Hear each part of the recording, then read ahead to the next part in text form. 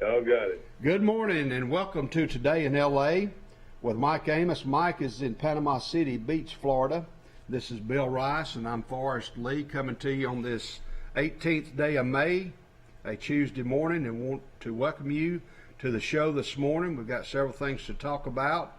Mike, good morning to you. How's everything in Florida? Oh, it's beautiful. I tell you, it looks like a beautiful sun's coming up, and looks like another great day in paradise. Panama City Beach. I'm proud that it's just 2.5 hours away. I wish I got down there more often, but I can live vicariously through the Amoses. Yeah. Well, my paradise is 210 Emerald Drive. I'm just as happy with that place as I am any other. Well, give us an update on your garden. Oh, I got just a little bit of weeding I got to do, and then when I do that, I'm gonna take pictures and get them blasted here on the set. But my running snap beans, I've got 2 rows that are 32 foot long each, and I've got a roof on top of it, or cages on top, or wire on top, so they'll grow up and they'll be over your head, so you can pick beans over your head and on the side.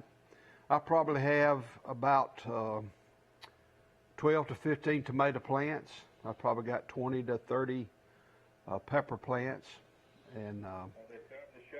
yes, they're starting to show a little bit. I got a little bitty tomatoes coming, a little bitty peppers. My eggplants are starting to bulb. I looked over there yesterday. My okra is coming up. And the zinnias, I planted zinnias for Abby and Jody, and they're coming up. I've got a couple of tomatoes in a hay bale, and they're starting to bloom. And this past weekend I built 2 garden boxes. One's about 4 foot by 8, and another one is 3 foot by 6 foot. It's like a garden box that I've got to somehow fill up with dirt and soil and nutrients and things of that nature, and I'm trying to figure out how to do that. And then you'll plant something in that? I'm gonna plant something in that. I've got cucumbers that are coming. Squash? I didn't plant. I planted some squash, but I backed out. They take up a lot of space, and I just did not plant any squash. I may put some squash in one of these bins. With these grocery prices going through the roof and inflation becoming a bigger deal, it makes a lot of sense to have your own garden. I would love to have a chicken coop. Yeah, but I don't know how Jody would go about a chicken coop. A lot of people do that. But just for the novelty, of course, I love fresh eggs. I had 3 this morning already. I've got a friend that's kind of a prepper, preparing for the apocalypse, and he's a big believer in having rabbits for protein. So he actually has a bunch of rabbits in his backyard. Well, I've got some in that tree line behind my house. Got squirrels all over the place. I've got 2 squirrel feeders, and on my squirrel feeders, I've got them in the front yard. One on a telephone post, well, actually an electricity post, and one on a tree in the front yard. But what it is, you take a gallon jar, and if you got extra gallon jars, get up with me. I need some more, but I have it where it sits on a piece of wood, and I have holes drilled in wood on each side, so a squirrel could enter each side and go inside the glass and nibble and eat. That he'll poke outside. Oh, but it's kind of neat. You're a handyman, Forrest. You're building boxes and using drills. I wish I could do all that. Got bird houses. Yeah. I build bird houses. And you always have some project going on. And but I picked up some beautiful cedar the other day. I do cedar boxes, like flower boxes for you outside, and I'd love to do some more intricate stuff with cedar. And you do wood carvings for fraternities and sororities. Well, I've got the branding irons. A fella right down the road on, not Camp Butter and Egg, but it's not 223, but as soon as you cross the, right before you cross the, when you go out to Lester's Flats, Gardner Bassett. There's a fella on Gardner Bassett Road who is very good welding and those kind of things, and I had them precision cut he had them precision cut by a friend in Florida. Then he put them on a branding iron. So I have 6 of the sororities and 2 of the fraternities where I can brand them into cedar and things of that nature. Woodworking. Woodworking, yeah. These are the type people I want as friends when things get tough. I want people that can do for themselves, that can skin a buck and Run a trot line. run a trot line. Yeah. Good morning, Mike. How you doing down there in Grayton Beach? Hey, morning. How are y'all? Good. You drinking some sweet Sounds tea? pretty rough. He sounds pretty rough, doesn't he? Well, I'm just See, trying to. I'm down here just minding my own business, and he's out partying every night. I saw you. I saw Dad out in the yard yesterday when I was doing a lot of work. When I got home, he was asleep in the chair in my front yard. Yeah, I did. I'm just like all these people walking by and riding by on their bikes heading to the beach, and probably wondering if that old man was alive or not. Well, today is Visit Your Relatives Day, so I guess y'all did that yesterday. And today is No Dirty Dishes Day. And how they come up with these mimics or gimmicks. That's my job at our house is the no dirty dishes. I don't like them. Forrest, Sir? how much do you water all these vegetables? You can water them too much, can't you? Well, I probably are going to fertilize them with some, nutrients this weekend or this week. It just depends on how dry the soil is.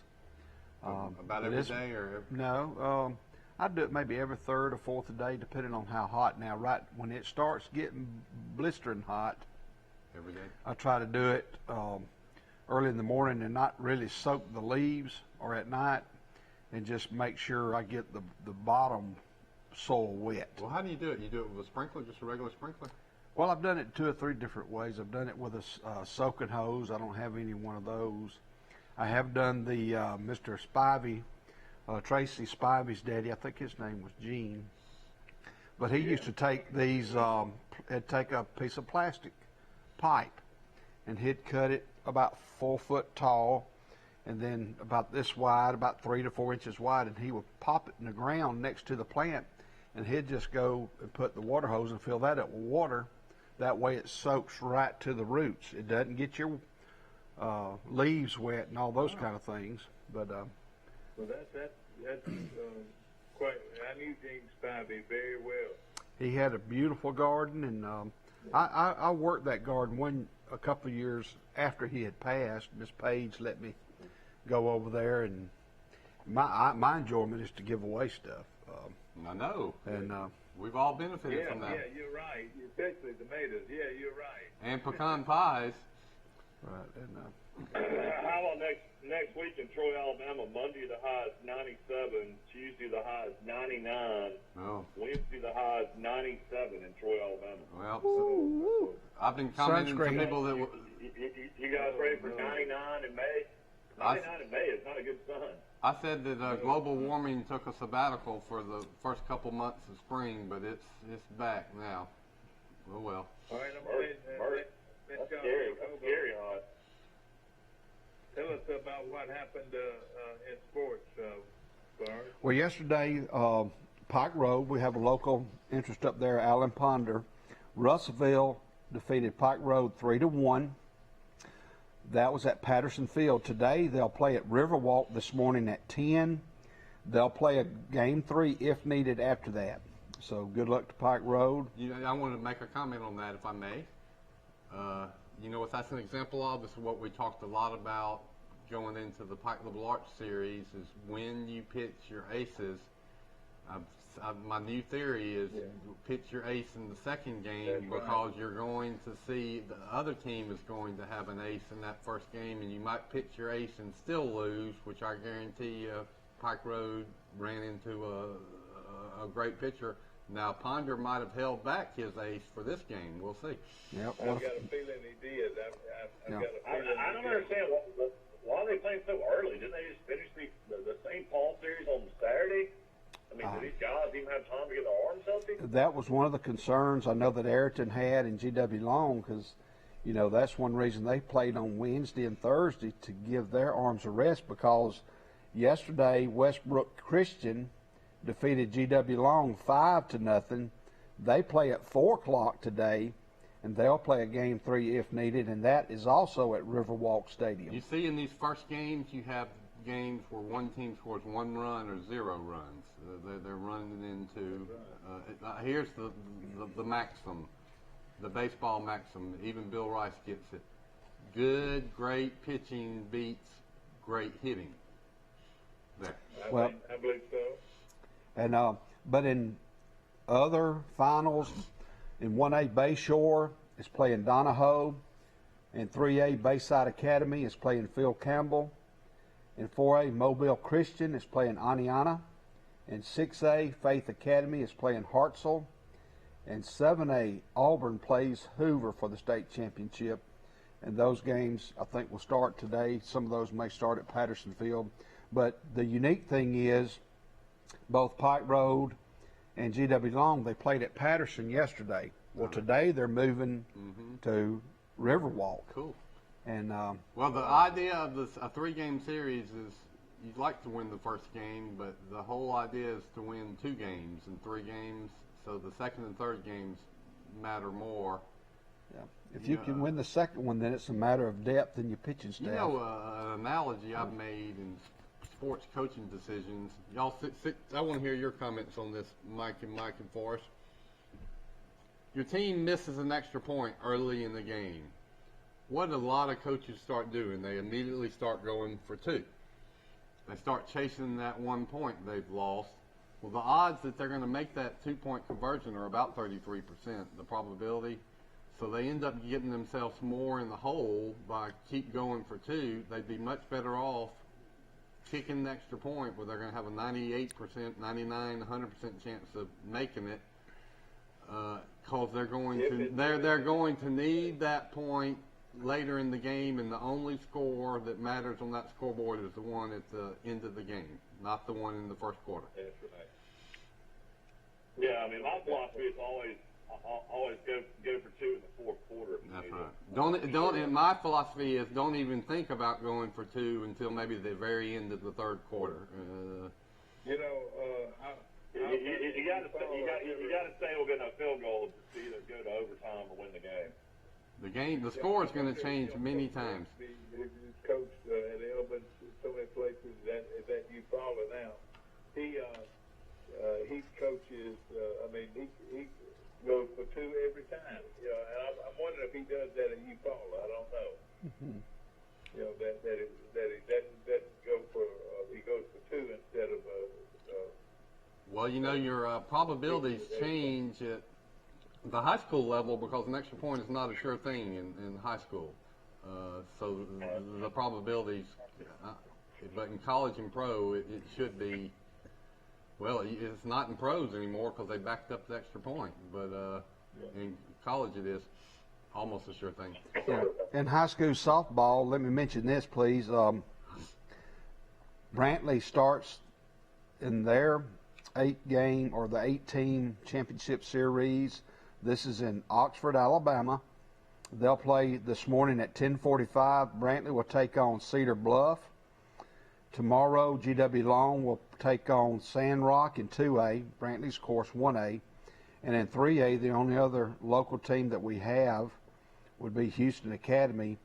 They play Friday against Beulah.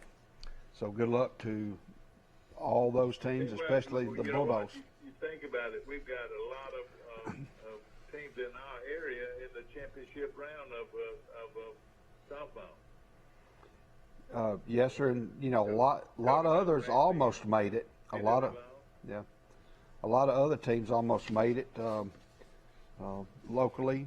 And as it relates to the Brundage Country Club, Cott and Chip Wallace and a lot of others with the Brundage Rotary Club, they had the 12th annual Douglas Botts Memorial Tournament this past Friday. 2 Brundage boys, Randy Walls and Ronnie Mobley, shot a 12 under 60 to win the tournament. Of course, Randy played football at Auburn. Yeah, he was the quarterback for Frankie Fryer Pike County High School before that. And Frankie Pryor, all right, now let's make it clear that Frankie Pryor is your father-in-law. Yeah, he's my wife's daddy.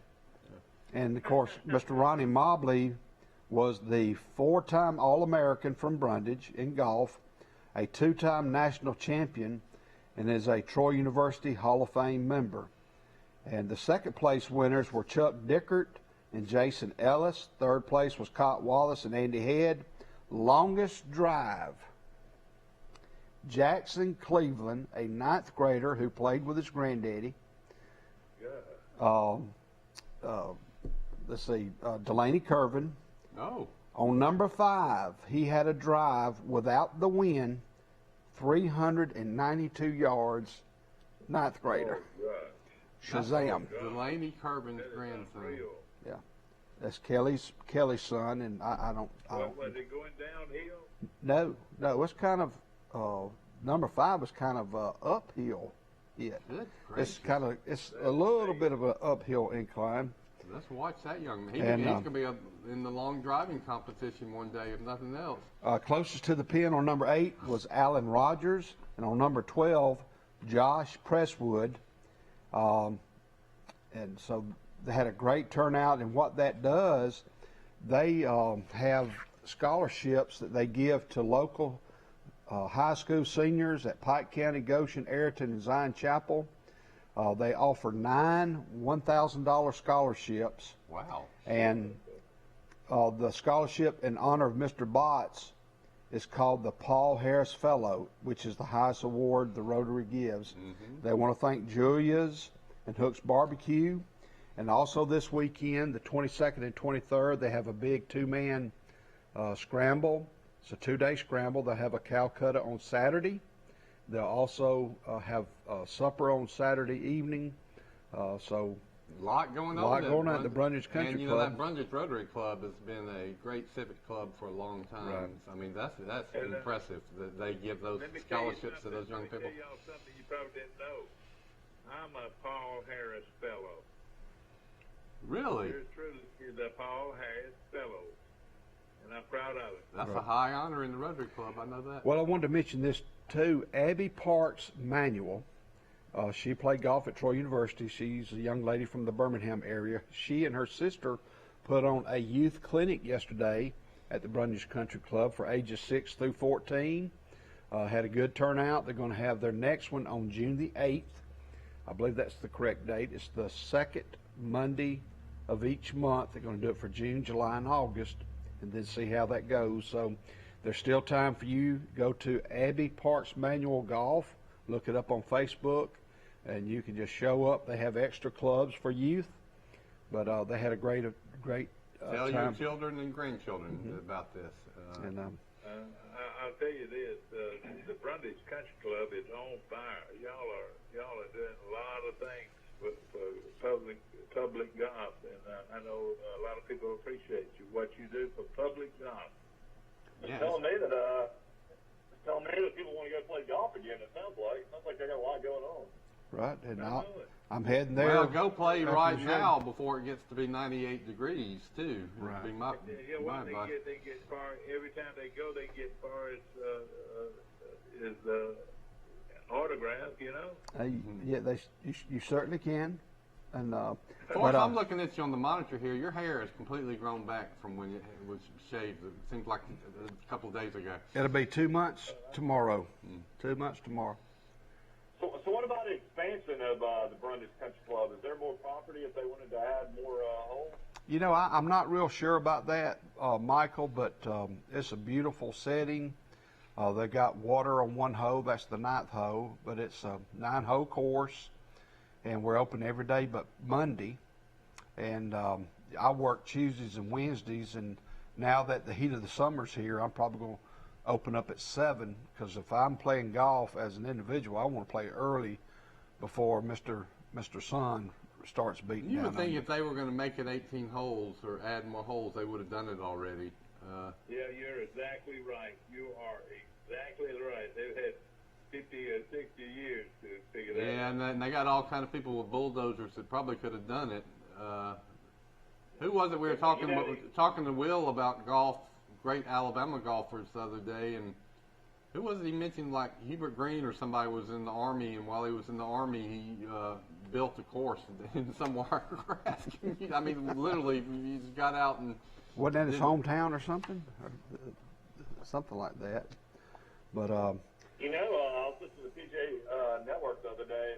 A lot of golf courses throughout the country are now 12-hole courses due to the fact that, you know, people don't have time to play 18 holes, and they're turning a lot of old golf courses into 12-hole courses and building a lot of 12-hole courses throughout the country. What they're saying on the PGA. They're saying that on the PGA Tour network. Well, it makes really popular now. It makes sense for time reasons, and also how far people hit the ball now. You need so much land to make a good par 4 needs to be 490 yards. Well, you don't have that land, so you take an 18-hole course and make it a 12-hole course. Interesting. See, you learned something when you watched Today in L.A. Thank you, Michael. That's right. Another thing too that people don't understand a little bit is that you might have 9 holes, but you might have 18-hole placements, what I call teeing off from a different tee. yeah, we have the ladies' tees, we have the senior tees, the white tees, and the blue tees.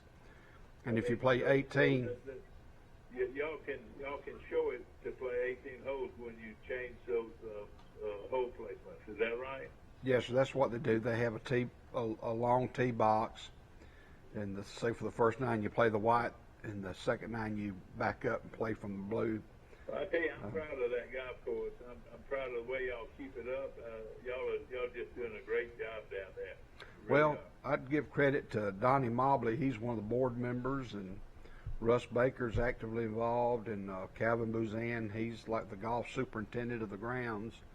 But they've got it's from what I understand, since I've been there, I want to compliment Donnie and his vision, but it has gone through a lot of improvements. They've renovated just about the entire inside of the the clubhouse. They're working on the outside part. They're redoing their sand traps. They kind of let them go because of COVID, because they took the rakes up. And so if somebody hit in the sand, you either played it where it was or found a good spot in the sand, or you move it out of the sand trap. But for this tournament this weekend, the sand trap they should ought be to up do and away going. with that, because the studies have come out that says the virus, you can't get it from a physical surface, and you definitely can't get it from a physical surface that's out in the heat all day.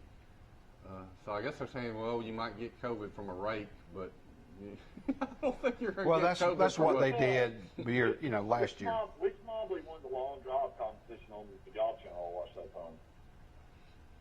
that was Mobley. That was his brother. His brother won the world championship of driving. Long drive. Yeah. So he was under 2, I guess. Yeah. Yeah, his name was.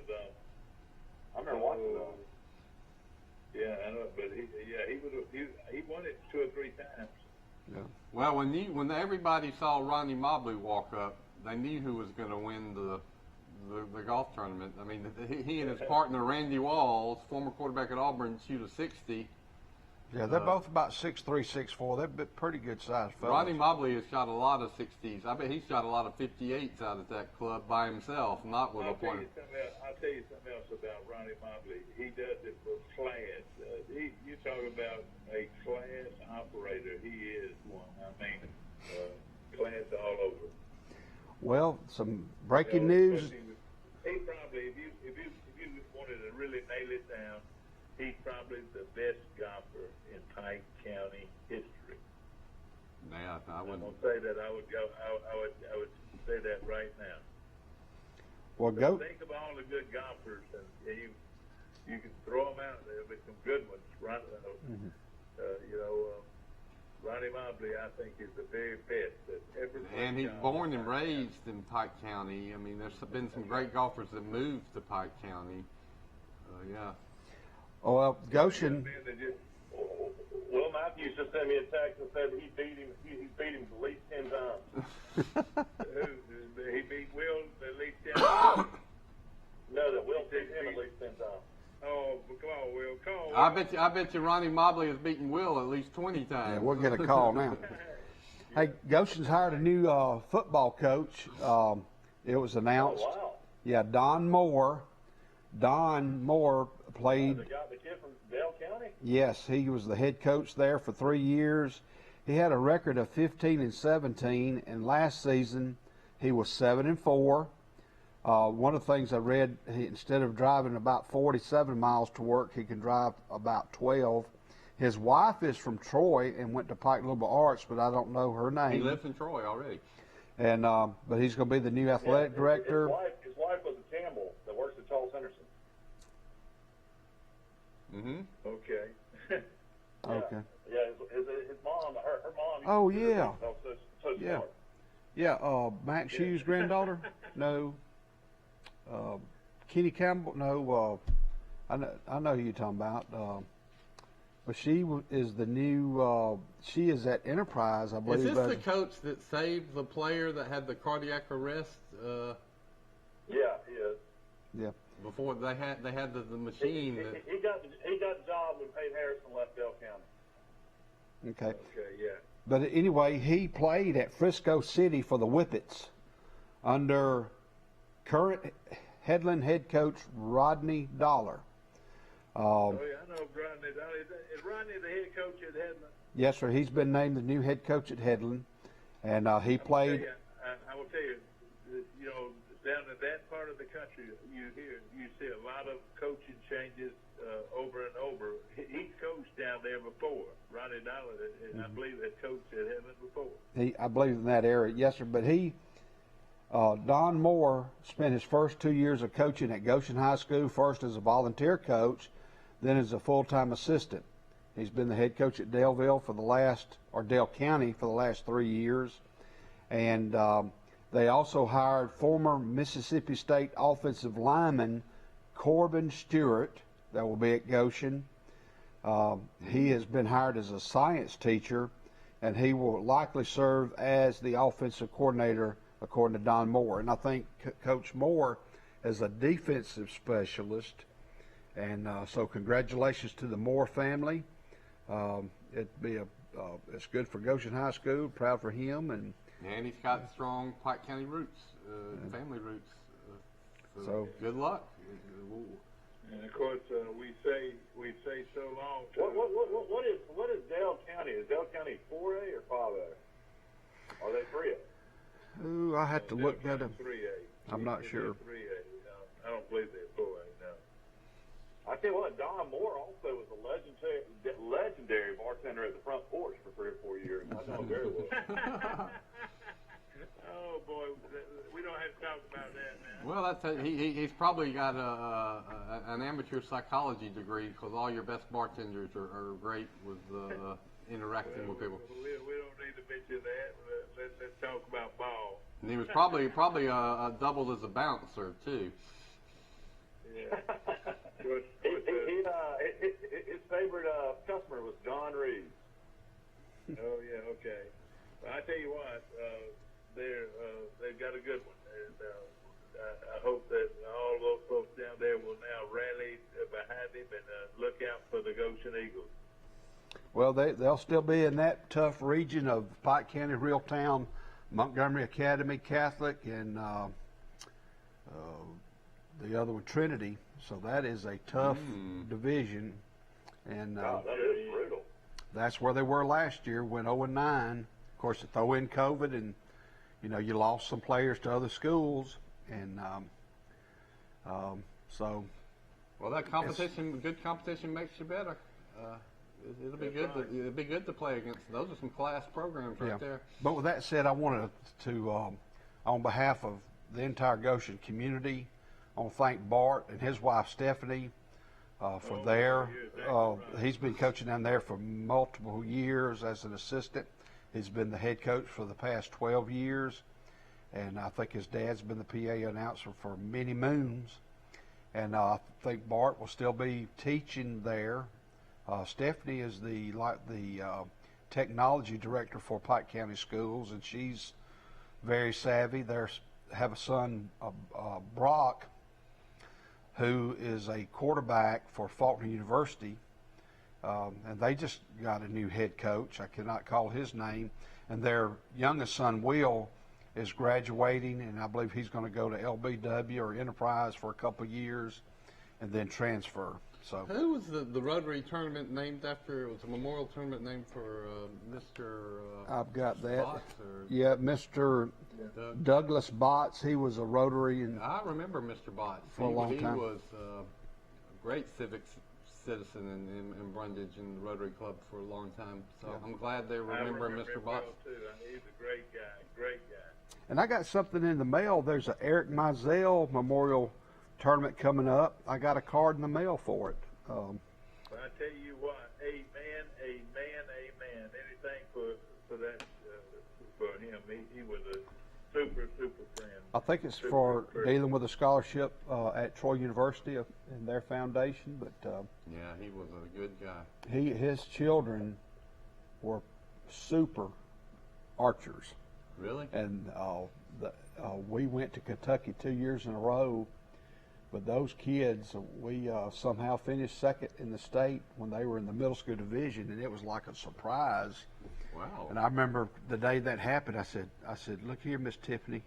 I said, look at the score. I said, this is one of the best scores I've seen all year.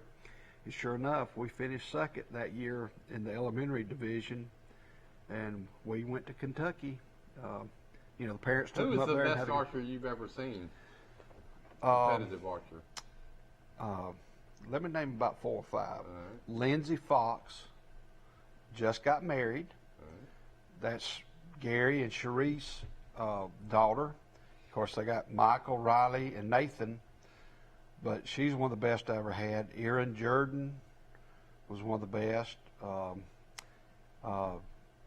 The Hendricks kid, Chris Hendricks, was real good. Sanders, I can't think of his first name. He came from Arkansas. Jess Sanders. That's just to name a few. What makes a good archer? The ability to focus and to relax and do the same thing over and over again, filter out outside stuff and just focus on that target and remain calm and just go You through have the. steady hands too, don't you? You just got to go through the same motion each You gotta time. be strong too, don't you? You gotta be strong, don't you? Not necessarily. No. Someone, Sarah Madison Davis. She was very small for her when she started, and she was probably less than 5 foot, weighed maybe 85, 90 pounds. And I think she'll be a senior next year, but very small in stature. You don't have to be big, strong, athletic. You just, and there's a way to loosen the strength on the bow.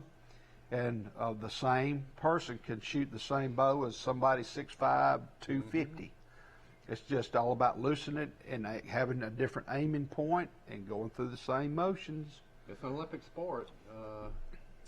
And, it's a lifetime sport. We have a beautiful range at the Pike County Lake where you can practice with your hunting, your hunting technique, your bow hunting technique, but there's competition throughout this state, but it's not as a hotbed sport in this part of Alabama as it is, say, in Cullman, Huntsville, and those areas.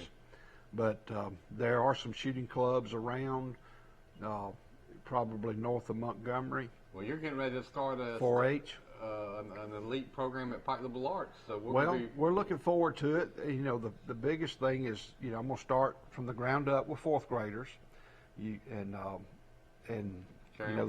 teach it in physical education. I won't be doing physical education classes, but I'll be teaching it to some upper level kids. And one of the activities that I'll be teaching, one of the classes that I'll be teaching as it relates to outdoor education. But the biggest factor is where will we practice after school, because the gym is going to be booked with basketball, volleyball, things of that nature, cheerleading. What's the weight room look like at Pike Liberal Arts? They must. I'm not sure. They got 2. They got one right outside the gym for ladies, and they got one down as you with the baseball fields on your right. When you drive back in there and you go straight toward the football field, to the left is another building that is like the men's or the boys' weight room. I've always wondered when got these two. athletes have time to lift weights, because a lot of them play all the sports. You know, they go from one sport to the other, and so when they have no real off season, Yeah. so Well, they find sometimes. Dad, did you know Charles Henderson had a spring football game Thursday night? No. Yeah. I didn't. Charles Henderson High School will play Park Crossing at 7 p.m. on Thursday night. Great, Yeah. man. I'm gonna watch that game. That'll be fun. And then Friday night, Greenville Middle School against Russell County Middle School. And then later that night, you got Mobile Christian out of Mobile. That's the great Ronnie Cottrell. It'll be great to have him back in town. We'll play Russell County High School at 7 p.m. on Friday. Then on Saturday, you'll have Charles Henderson Middle School versus Hillcrest Middle School. Red Level will face Bullitt County High School, and then Abbeville will play Highland Home. All these games will be in Memorial Stadium this week. Awesome. Well, that's great. I'm glad you caught that, Mike. Yeah. We're going to take. Charles Henderson playing Park Crossing. Park Crossing, what is they?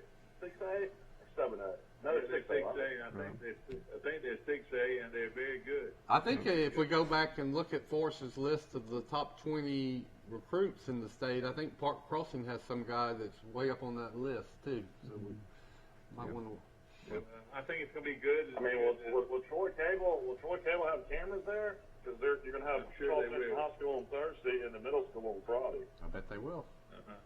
I would think they would be carrying the. Steve gives us a thumbs up. Of course, Troy Cable is where Pike County and 12 counties watch themselves.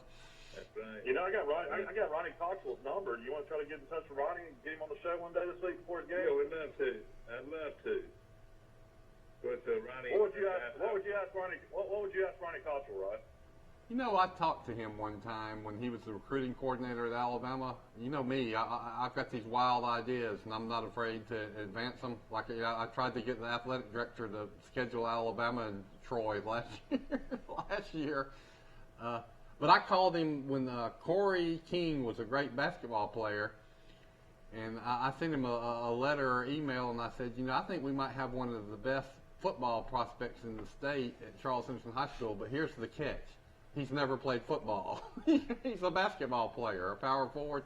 And you know what? He followed up, and he promptly called Coach Fountain and said, what's his deal on this kid? And I think Coach Fountain backed me up, said, yeah, this kid would be a great big-time prospect if he played football, but he's not playing football. Yeah. Well, let's take his brother Oliver didn't play football, too, and Oliver's a big 6'4", 6'5" guy. Well, he was a great basketball player and had a great basketball career, so that was fun. I think it's time to take a break, and we appreciate our sponsors brought to you by Premier Dodge Chrysler Jeep and Ram trucks on the bypass. They're dealing like nobody else. Nobody. I'm talking about nobody beats the Premier deal. Right now, you can join Planet Fitness for no enrollment, $10 a month, no commitment. We're keeping things squeaky clean with tons of equipment and plenty of space to spread out while you work out. And check out the crowd meter in our free app to pick the best time to visit. Don't wait. Join the judgment-free zone today for no enrollment, $10 a month, no commitment. Join in club or at planetfitness.com. Planet Fitness is open in Troy. Join now for zero enrollment and $10 a month. Hurry, deal ends June 8th. At the Piggly Wiggly, we proudly support our local farmers and bring you the best they have to offer, all at cost plus 10%. When you shop local, you reinvest in your community. Remember, buy local, shop local. Piggly Wiggly, local since forever. This is Barney at Premier Chrysler Dodge Jeep and Ram, and I'm here to nip this sale in the bud. Hello, folks. This is Greg Anthony, sales manager at Premier Chrysler Dodge Jeep Ram in Troy, Alabama, offering discounts up to $15,000. Let's nip that. 0% financing up to 72 months. We gotta nip that. Barney, $5,000 over Kelly Blue Book for your trade-in. You're killing the competition. Barney! Hi, Sandy. I'm right here. Come on in. Daddy, I'm right here. Hello, Miss Mary. I'm right here. I'm right here. Since 1969, we've been right here, Because at Troy Regional Medical Center, we take these words to heart. I'm right here. Thank you. Remarkable people, remarkable care. Right now, you can join Planet Fitness for no enrollment, $10 a month, no commitment. We're keeping things squeaky clean with tons of equipment and plenty of space to spread out while you work out. And check out the crowd meter in our free app to pick the best time to visit. Don't wait. Join the judgment-free zone today for no enrollment, $10 a month, no commitment. Join in club or at planetfitness.com. Planet Fitness is open in Troy. Join now for zero enrollment and $10 a month. Hurry, deal ends June 8th.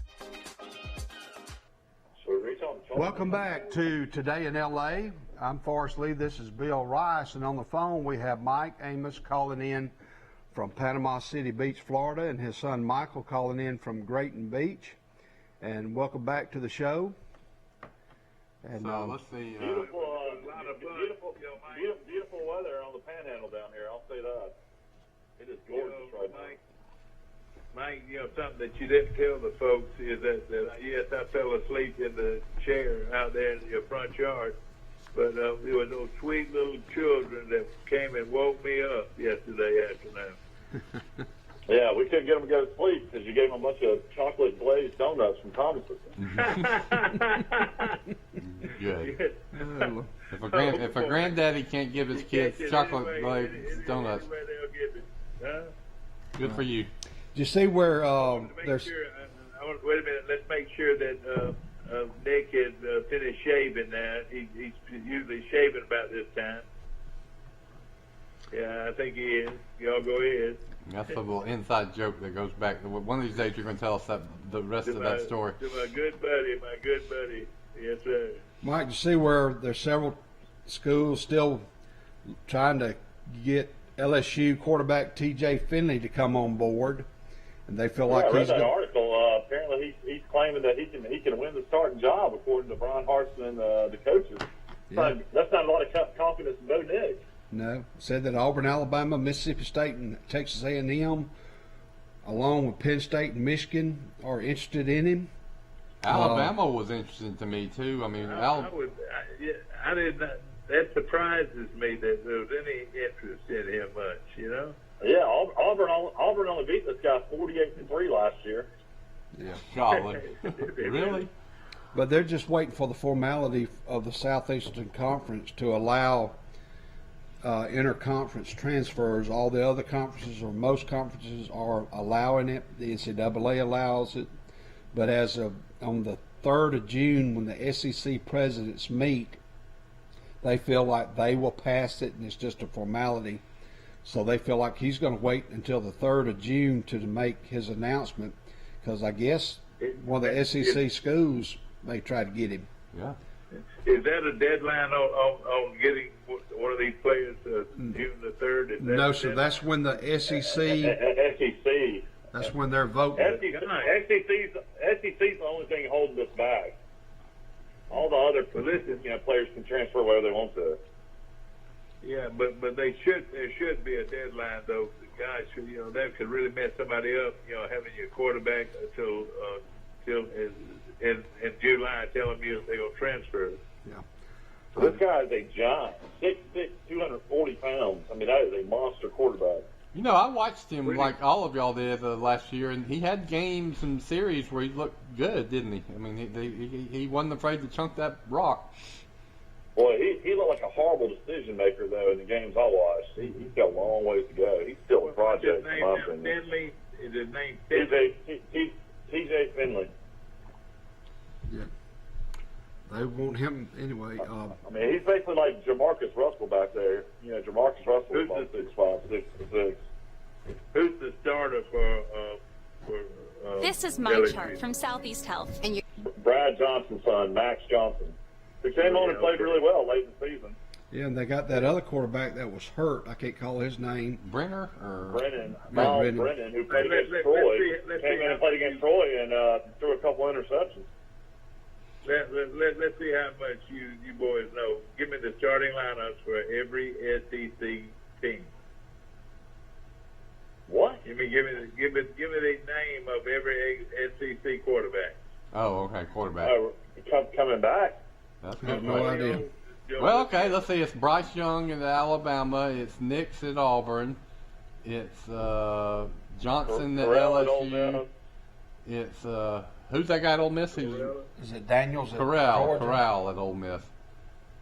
Mississippi State played some freshman last year at the end of the year that was good, but can't remember his name. Tennessee, who knows? Kentucky, the Troy quarterback was once the transfer was once their quarterback. Yeah, the former Auburn school quarterback might be the starter there. Joey Gatewood. Okay, yeah. Gatewood.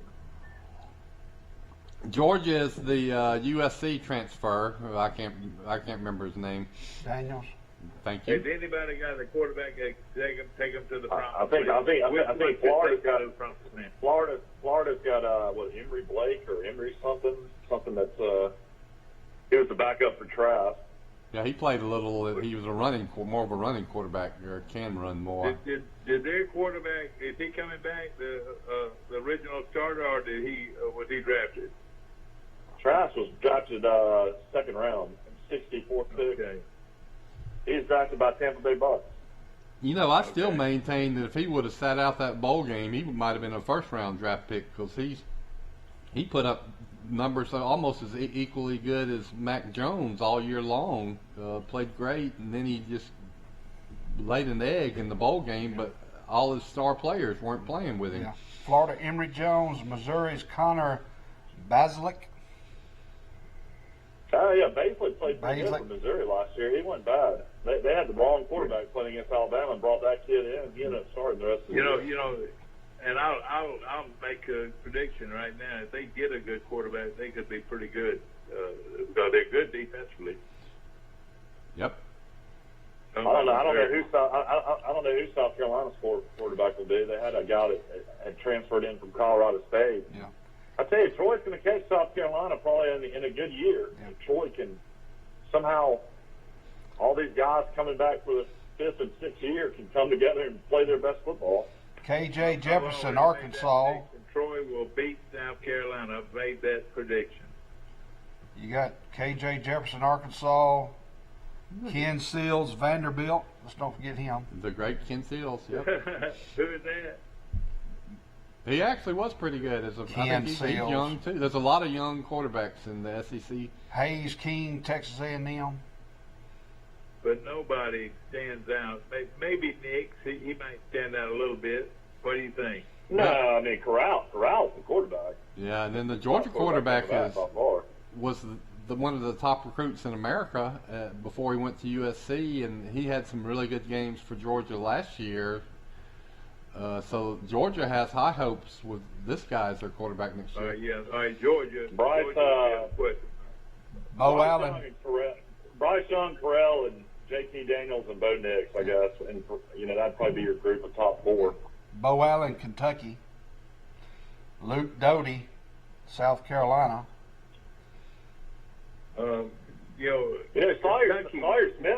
Sawyer Smith can go back and play another year. I wonder why he didn't transfer to West Florida. He's from Pensacola. He could win a national championship there, maybe. Yeah. Will Rogers, Mississippi State. I would love to see him get an opportunity. Yeah, I'd like to see him play somewhere too. He is good. I don't. All right. You look at Troy. I'll tell you what. He threw for 350 yards in the Mobile Bowl I went to Dad with when Troy beat Buffalo by 10 points. He looked phenomenal in that game. Yeah. He can play. Then he thought he could play at Kentucky, and he started. Well, no, he got beat out by. He had some Priceville beat him out. Mm-hmm. What grabbed my attention? The kid that could run and throw, but then he came back and couldn't run. I can't even think of his name. The quarterback like 2 years ago. Pretty good. Caleb Barker. Caleb Barker beat him out. Is that kid gone already? Who, Barker? Yeah, the quarterback of Kentucky, the one that came back. Oh, yeah, Wilson's gone. Terry Wilson's gone. Yeah, okay. That's last year. All right. What got my attention in Forrest's story is Auburn. That raised my eyebrows that they're looking at this LSU quarterback, because surely you thought Bo Nix was the quarterback for 4 years. But then Alabama was mentioned in that story too, and I think Alabama's set with Bryce Young. We don't know about this freshman who had to sit out the 8A game. I guess he had COVID. But from what I'm hearing, he is a Jalen Hurts dual threat.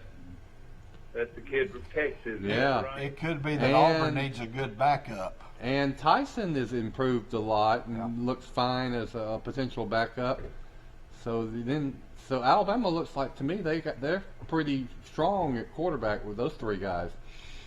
They might want him to play somewhere else. Tight end? No. But Auburn might need a extra quarterback. Auburn does, yes. They need Auburn definitely needs that. They need a backup, yeah. And, you know, Auburn looks strong at quarterback. So, you know, he's probably the best one out there, wouldn't you say? Well, I'm sure Mississippi State and Texas A&M would be front runners, maybe, because of their coaches and how they develop quarterbacks, and it may be a 2-year progress. 2-year program. But anyway, Michael, did you see where Bob Baffert was suspended Monday by the New York Racing Commission, the New York racetracks? He's been suspended from entering any horses. I saw that. Pending an investigation to Medina Spirit. He cannot run at Belmont Park, Aqueduct Racetrack, or Saratoga. And so that's interesting. And the Atlanta Braves. Terry Wilson, the Kentucky quarterback we were talking about, is now transferred to New Mexico because you got one more year given to you, so he'll play New Mexico this year. Did he really? Isn't that amazing? Yeah. And so he saw an opportunity to play, and he jumped on it at New Mexico. Well, we're within 100 days, aren't we, of practice or the game? You know what I know about Kentucky is Kentucky has some good running backs, and one of them is from Wetumpka. I think his name is Smoke. He's got a great name. And he's a kid from Wetumpka. Yeah. I watched him in the high school state finals that were televised and said, this kid is really good, and he's been good at Kentucky. They've gone to a running-type offense, at Kentucky. He's a bowling ball type running back, but now he has to split carries because Kentucky has several good running backs, but he's when you watch him play, he's good. He could play at Alabama or Auburn, for sure.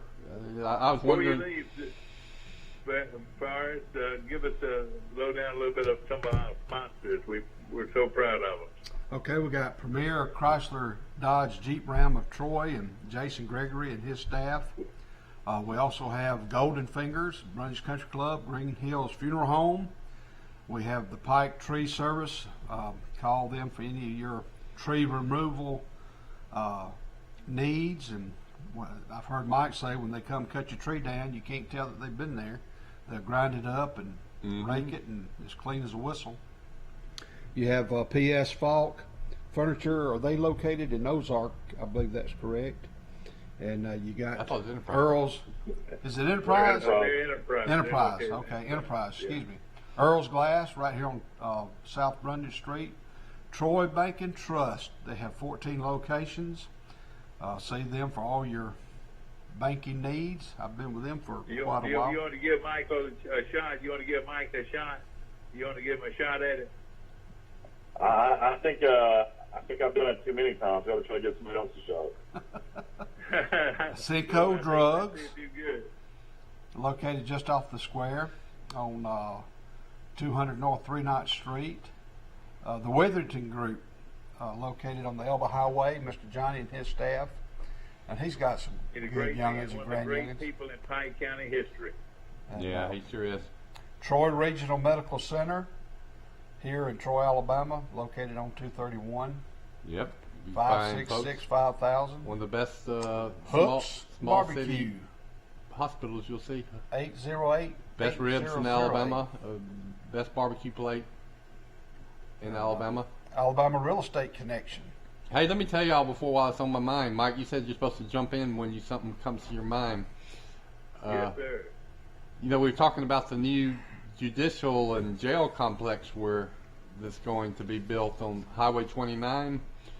I was picking up Jack from school yesterday, and they're tearing down the Boys and Girls Club. And yeah. And they'll build a new one though.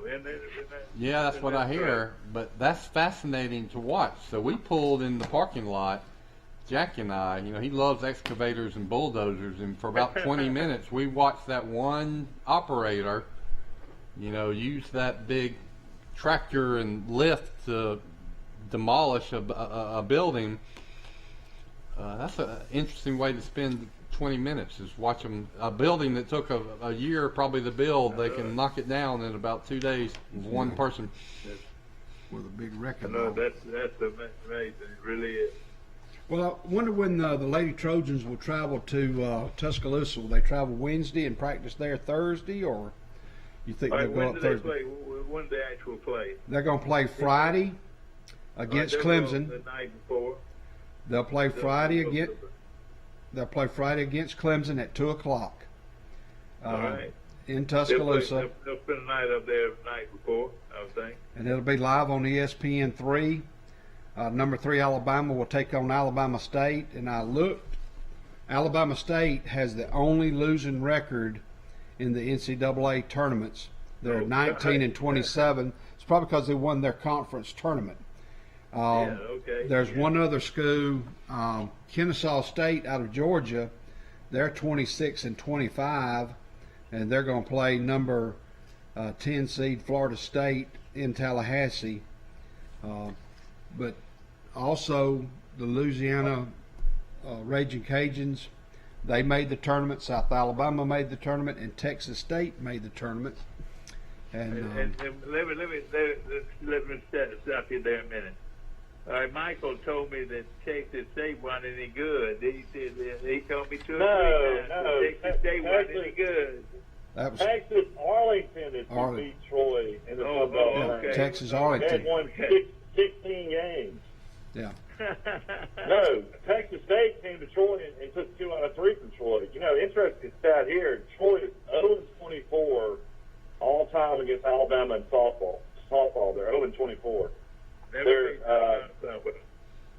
Clemson is 1-0 against Troy. They've only played one time. I don't know when Clemson beat Troy, but Troy is 24-0 against Alabama State in softball.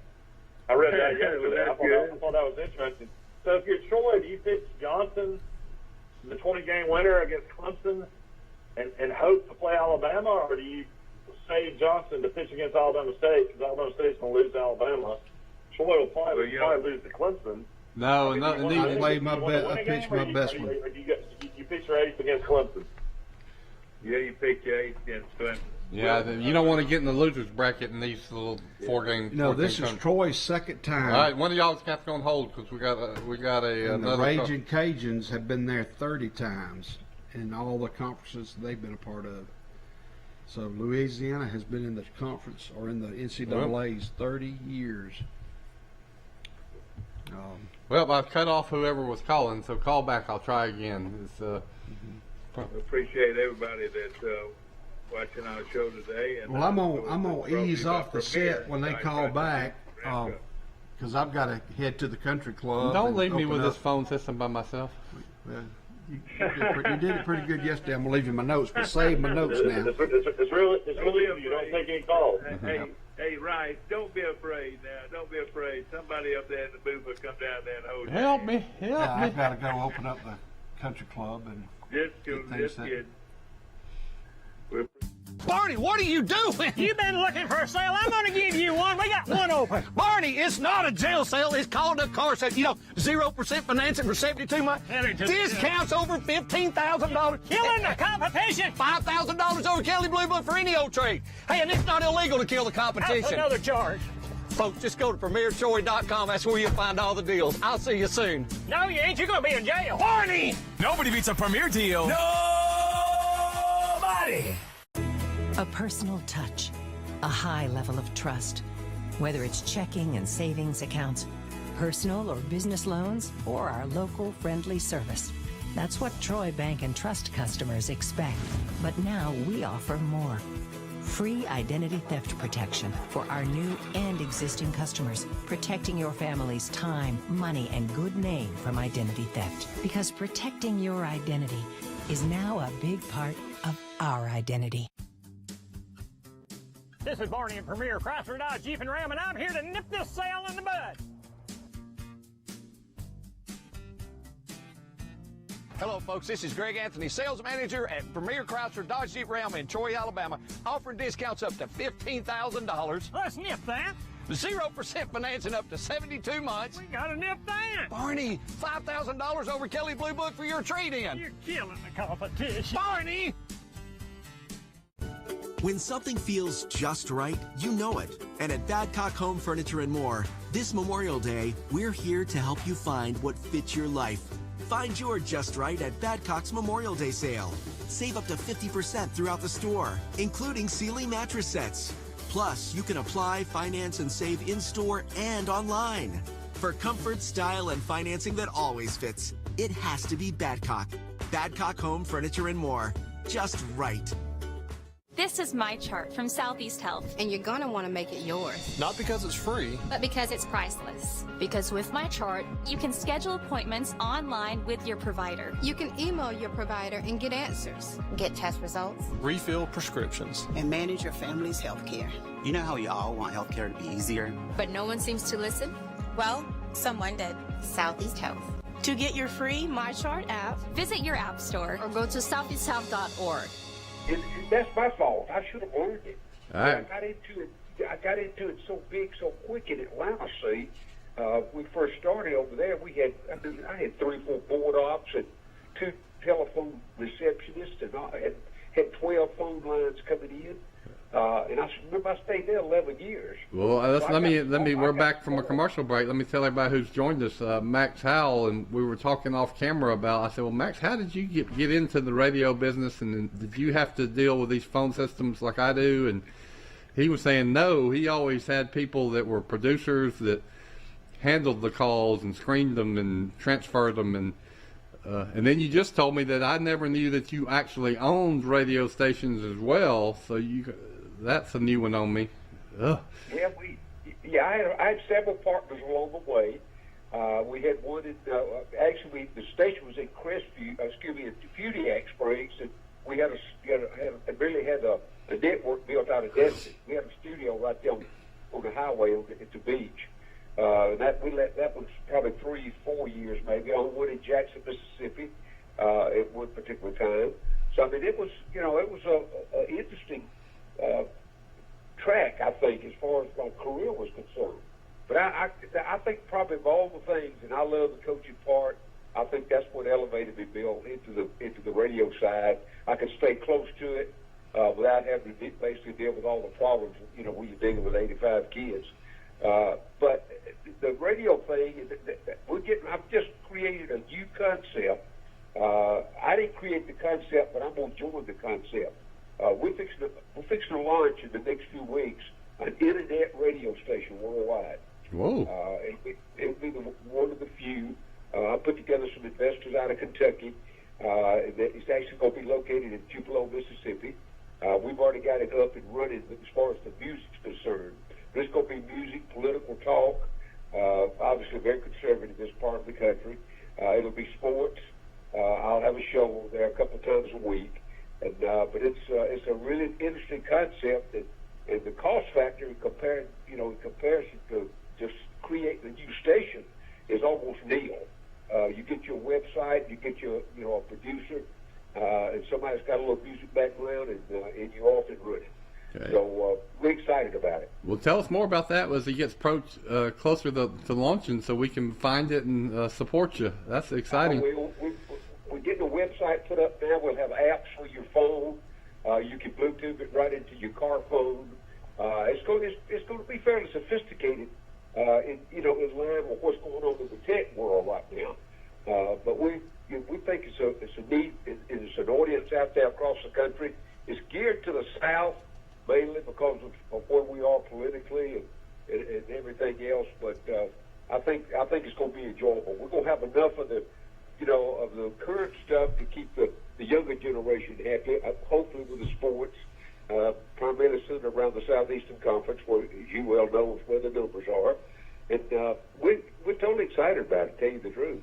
You know, I'm a freelance writer, and I've thought about doing the same thing myself, start a website where you do your own content. And the reason I want to do that is I'm so frustrated at all the stories I've written that get rejected, that nobody even, they don't fit the narrative, so to speak.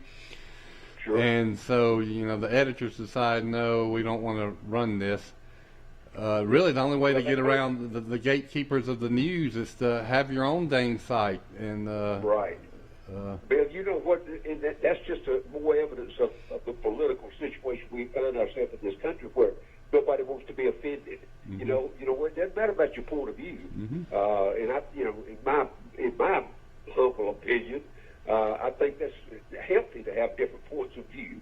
That, you know, if you got one point of view, there's not much chance of a huge success. So, and I think that's the way this country's headed right now. And we took a look at not only all phases of media, but primarily the radio business, and we found in television both has gone, you know, so far left that we're trying to give a balance back to it. We don't know, but we've got some pretty good supporters behind us already, and we're gonna do an overnight trucker show. Hold on a second. Let me see if I can bring on somebody else here real quick. All right. Okay. Hello. I know I lost one of you. Did I get one of you back? You got me. All right. Well, we got Max on line 3, and I can get 2 on. So, Max, we're now joined by Michael Amos, and Max was telling us about a internet radio station that he is going to soon launch. That's going to do sports content and political content. Sounds real exciting to me. We need more choices, and the mainstream media or the big corporations do kind of control what gets through the gates.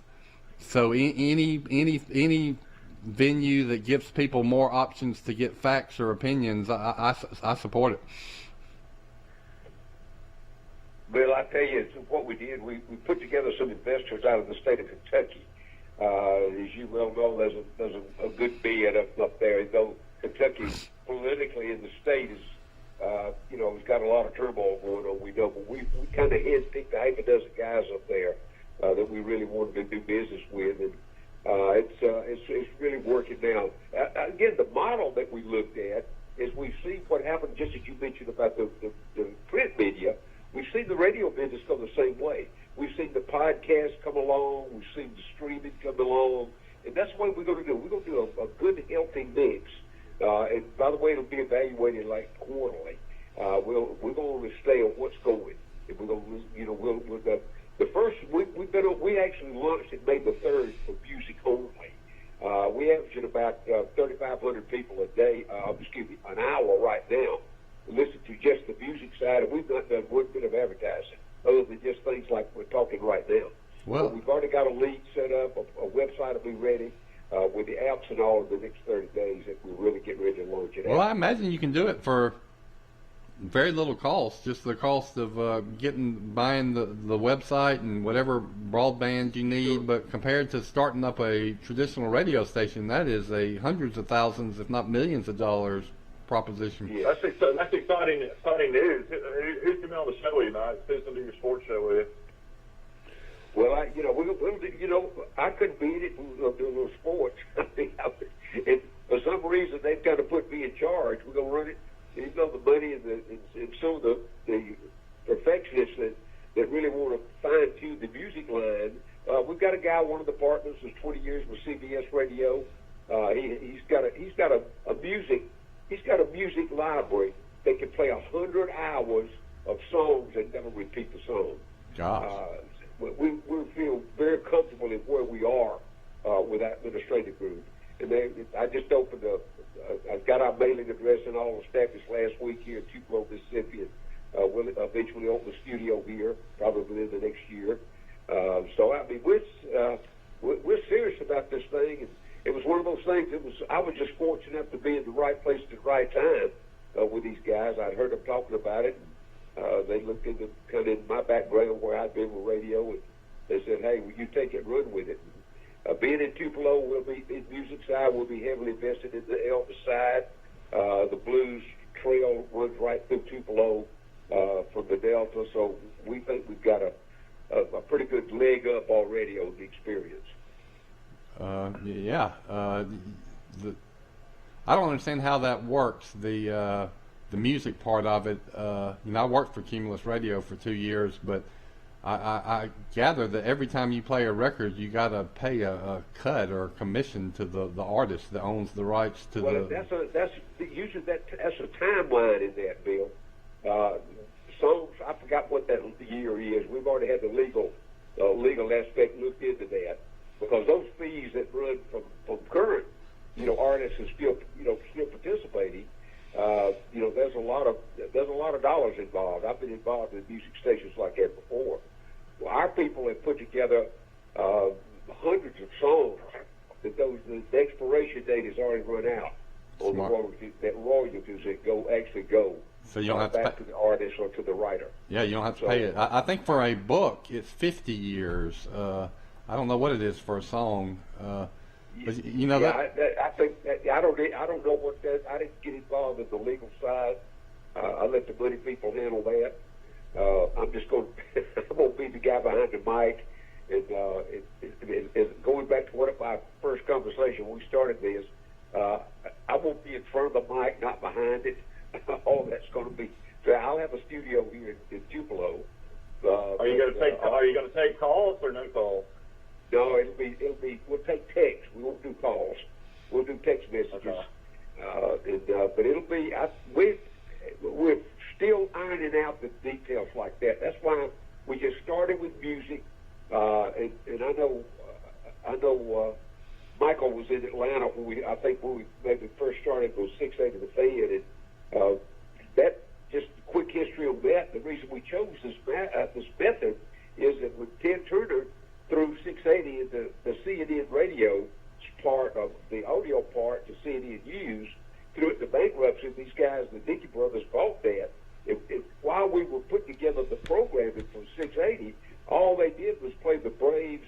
Da, da, da, da, da. They did for like 6 months. That was the only thing on that station. So when you flipped by and heard it, you knew there was a station coming for that. And that's what the concept we're using right now with our music before we actually do a national launch. I've always thought my wife, who's really funny and clever, could have a radio show, kind of a Rick and Bubba type radio show with a partner, and that catered to the women 25 to 50 young mothers demo. Sure. Talk about topics that are interested to women, but she's so clever and funny, and she has a friend that is on her same wavelength. They cannot say a sentence where you don't start laughing. And for years, I've been after them. Y'all need to get a radio show. That's where the money is. And Carrie, my wife, would do it, but the girl that would be perfect for it, she's actually a sales manager for a cable TV company, and is doing great as a sales manager, so she won't do it. But if you find your niche and your audience and something that somebody is not doing, you can't think of a radio show where you have two women that are doing basically what Rick and Bubba are doing, although I think they would be funnier than Rick and Bubba. Bill, that's what we're going after. So it's kind of a break new ground in that. Well, can I talk to you about let me pitch my radio idea to y'all if y'all want to go after there is no better demo than the young 25 to 45, 50-year-old woman. Well, one of our conservative talk people national people is going to be a woman. I can tell you that right now. I've already got them lined up. If we'll go with some of the national name folks with our conservative talk, but we're going after some women. But we're going after the different. Something's different. I was going to say we've already signed up. We're going to have an overnight truckers programming. The direction with the cross-country truckers that drive at night. Yeah, I like that. That is a huge audience out there.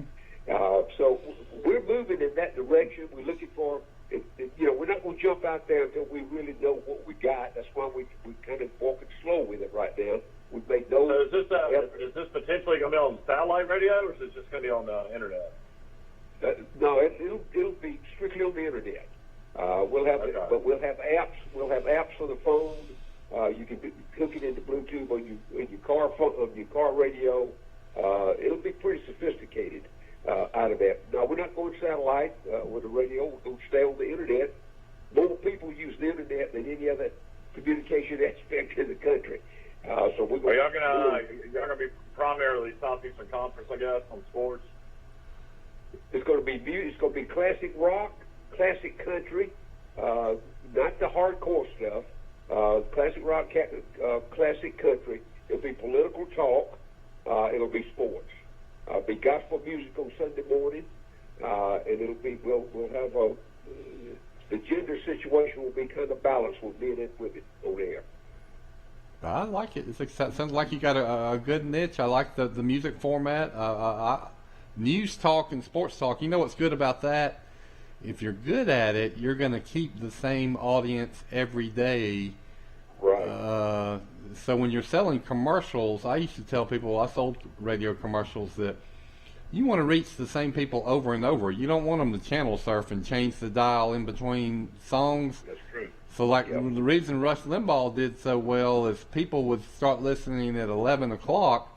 Well, they listened to the show through 2 o'clock if they were in their car. And so if you had commercials in those 3 hours, they would hear the same commercial over and over those several weeks. Well, that's when advertising is effective, when it hits your brain multiple times. Yep. So well, that's kind of the same concept we're going to use with our programming. Is we're going to mix some nationally known people already that already has an audience. Rather than us trying to take 2 or 3 years to build a full audience, we're going to just buy the people that's already got a show out there that's got a good listening audience. Mm-hmm.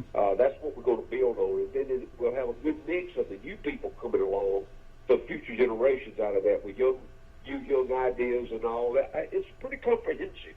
So we've been working on the thing about a year now. Well, how many are there? Any other? Surely there's some other internet radio stations out there. Not in the South. There's nobody in the South doing this but us right now. Gosh. Well, then let's switch over to. So when do you plan on starting up? When's the date? I guess. Michael, we already own the air. I got if you'll text me your phone number, I'll give you a link. But it's nothing but music, no commercials, no talk, anything. We're going to launch the sports in August for fall football. We'll be adding programming now. We've got music now. We're working on some political talk right now. Some commentators, we've got that in line. That'll probably come sometime in July before those contracts are ready. And we're going to start our mix. We're going to start our overnight truckers show sometime before the 1st of August as well. So the next 2 to 3 months, we'll start leaking little information about the launch. We won't have a national upscale launch probably until the first of the year because we want to get everything in line and get all the bugs worked out of it to start with. Well, we were talking earlier on the show about T.J. Finley, the LSU quarterback, his transfer destination. Of course, it's got to be approved by the presidents, I guess, and the SEC. But Auburn's in the mix. Alabama's even in the mix, which kind of surprised me. Where do you think Finley's going to end up? You go back and look. I think the one on I'm just wondering about with the transfer portals as they are now, when the NCAA is going to have to come back in and readjust that. Didn't Troy just lose their punter to Alabama? Mm-hmm. Yep. Yeah. Well, you can transfer anyway, anywhere one time. You have that one time that you're able to transfer out, and he took advantage of it, and good for him. Well, yeah, but think about the number of people across the country. Wasn't it like 1,600 football players that ended up in the portal? Well, having run a recruiting office at 3 universities in this part of the country, I'm going to tell you that rips, that's havoc. Really rips havoc in your program when you don't know. In particular with the temperament of the kids today, guys. I mean, you grab a hold of one of them and holler at him, hurts his feelings, and he's ready to quit, go on, or go somewhere else. It's a challenge now.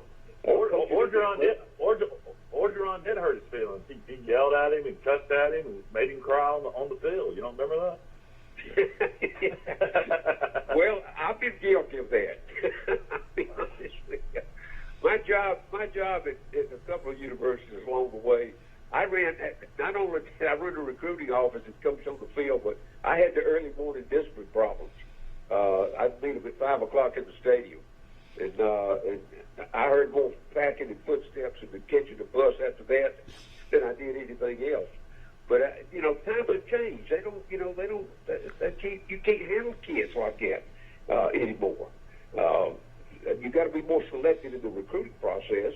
But think about it, guys. The guys that transfer, sometimes if he got unhappy at the last place, what's going to assure you that he's not going to be unhappy? The kid that transferred from Troy to Alabama, I think now they got 6 punters, 6 kickers on the roster. I know the ego and the pride and all that will say, "Hey, I'm good at, I'm good and I'm better than anybody else." But I just see major problems from an administrative standpoint in trying to build a roster, trying to keep people.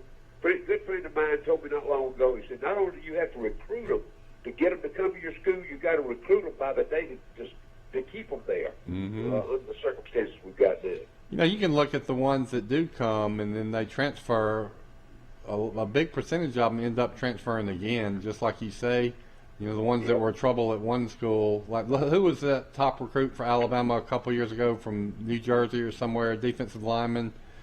Never played at Alabama. I don't even think he went to practice. That was Alfonso. There you go. And he transferred to Colorado or somewhere, and then I think he stayed there less than a semester, and now I don't even know where he is. And I understand. Look, all of us make mistakes. A lot of the kids will make mistakes on where they choose. A lot of the coaching staff and administration will make mistakes in the guy they thought could fit in the program that didn't fit. You overlooked, what about the girlfriend? What about the mom or the uncle or the aunt that's got influence on him? They don't like the coaching staff or whatever. We all make mistakes in it.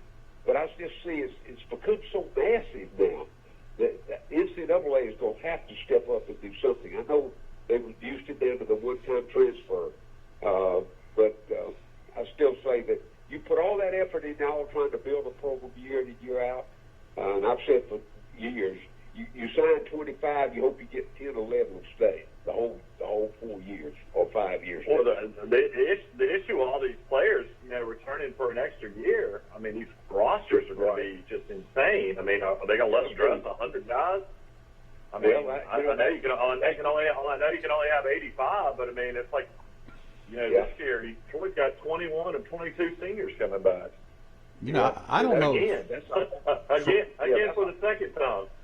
But you look at your Alabamas and the Auburns, they have, and LSU's, they have tremendous attrition though. The people are transferring, they're quitting, they're flunking out, they're getting hurt, and I don't think many of these schools really got to worry about the 85 scholarship limit because I've got a football magazine from 2 years ago I've been reading recently. And I can look through that recruiting class that Alfonso was the number 1 5-star recruit Alabama signed. He was gone in August. Never played it down for Alabama, but you can go through that whole class and there's about 8 of them that are already gone out of 25. So, these classes that come in at 25 players, and then you throw on top of that the fact that the good ones are going pro after 3 years. I think I heard last year that LSU, they had COVID issues that made a lot of them ineligible. But I think I heard one game LSU played a game, or several teams played school where they had 52 scholarship players that were. Mississippi State did several times. Yeah. But I take your point, Michael. But also we don't really know the attrition or the numbers that have left that are, and I don't know how they count that 85. But there are a lot of people coming in, and there's some people staying extra, but there are also a lot leaving early. I feel like the NCAA is going to have to move that age to go to the NFL draft down to maybe a sophomore. There's several guys that would go even earlier if they had a chance. Yeah. Yeah. I'd just be interested to see how they handle that. But it really causes confusion with the coaching staff in trying to, develop a roster. You count on the kid, you got him come bring him in, you maybe you redshirt him the first year, and you're going to count him, he's a right guard for you, or an offensive lineman, and you bring him along, you got to get him in a weight program and run his weight up to 300 or whatever, and 2 years later, he's getting mad because he's not playing enough, he transfers. You put all that effort and time in trying to build your future program, and he's gone. And I know that's just one example, but you get 2 or 3 like that in the same class, you got some holes. You got some holes, yeah, right. In a hurry, you got some holes. And then you've also devoted so much practice time to this 1 or 2 or 3 players, and then they leave, and so you say, well, dang, we could have been practicing somebody else, getting somebody else ready. And now you got Alabama getting the cream of the crop. They got the guy from Ohio State coming in. They need their wide receiver. They got the great linebacker out of Tennessee coming in. I mean, the rich are only going to get richer when it comes to this. It really makes you wonder why they even recruit high school players anymore. Why not wait a year or 2 and take the cream of the crop of the college players? Here's what you two guys are sitting right there in Troy. Go back and pull our 60. Go back and look into 66, 67, 68 recruiting. That'll be the number of high school kids we brought in. Well, that's the y'all brought in. That's the y'all brought in like maybe 1 or 2. We didn't high school kids. We didn't bring in 10. That's what I'm saying. Y'all pulled from all the colleges around you. Absolutely. That's the way we built that program. Go back and look at the starting roster. Look at the starting roster that we had, the starters on that 68 national championship.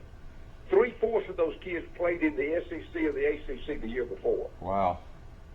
Then you got a lot of good players out of Chattanooga, too, didn't you? Well, see, in those days, guys, one of the reasons is you couldn't be married to play in the SEC. And that was a little wrinkle that Billy put together where he got with Ralph Adams, who was his president at that time. We provided a married apartment, guaranteed the wife a job, and scholarship the guy. That's great. And it worked. It worked. It did work. Hey, Michael and Max, too. I've been reading a little bit about next season and this same topic we're talking about, the transfer portal and all the activity in it. You know who one of the most active teams seems to be that is getting a lot of transfers, good transfers, is the University of Miami. And that's who Alabama opens with very first game of the year. But there are about, I don't know how much they lost with graduation in the pros, but I think there are at least 4 or 5 really top proven players that have already committed and are now playing for the Miami Hurricanes. So watch that. Let me just tell you, let's go back and look at that from another side, Bill. Those kids that come in like that, academically, the University of Miami is one of the top programs in the country. It's a private school. The environment is great, don't get me wrong, but a lot of those kids transferred to get a chance to play to get to the NFL. They aren't going to be 2 or 3 year players. They may come in to play 1 year. So what does that decimate your roster for the next year? That's just like building a program on a junior college concept. Jackie Sherrill did it at Mississippi State. In the first year, Jackie did well. The first year, though, that he couldn't get his kids in January, he had to wait to August to get them in. He went down to like 3-7. That's when they were playing 10 ball games. He had to lose it, and they fired him. So I'm just saying that's got its own, for 1 year, it may work. That's what I'm saying. For Miami, all I'm interested in is 1 year, and that's the year that Alabama happens to play them. But, yeah, you're right. Long term, it's hard to sustain it. You got ripple effects. It's one thing, but guys, the environment around the University of Miami down there is not conducive to a long-range building program. I can tell you that right now. It sounds that way. Yep. Well, Max, we appreciate you calling in. Yeah, we're always My pleasure, guys. Uh, How's Mike? Is Mike doing okay? Doing great. Yeah, he's down at the beach. He's down with mom and dad. We had Dad was on pretty much most of the show earlier. I'm on the phone. Dad's on the phone. We can't free up lines to get everybody in, unfortunately. Right, I understand. Well, it wouldn't be an issue if Mike was here in the studio, but he's calling in from Mike. So Mike took one for the team. Dad will be back, I think, tomorrow. Well, yeah, give him my regards, guys. It's always my pleasure being with you. All right, have a good day, Max. Appreciate it, Mike. Thank you, guys. Well, Michael, nice talking to you. Sorry that we had to put you on hold for a while, and we'll be back in our normal routine tomorrow morning. But until then, thank you very much for watching today in LA, and everybody have a great and safe day. Goodbye.